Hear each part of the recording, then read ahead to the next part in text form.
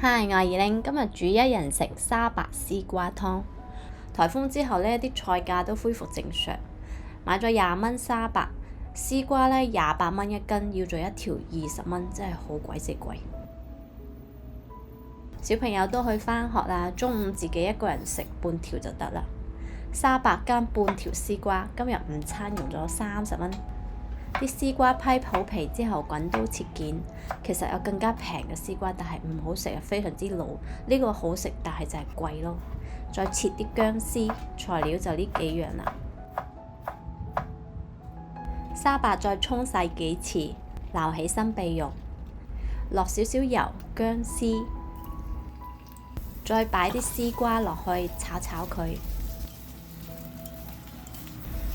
擺入滾水同埋沙白，冚蓋煮滾佢。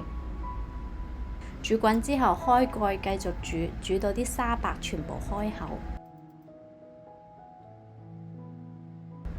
試下味先，仲需要落少少鹽。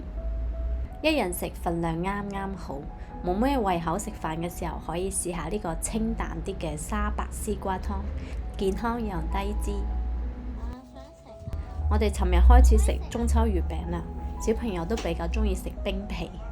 我哋下期見啦，拜拜。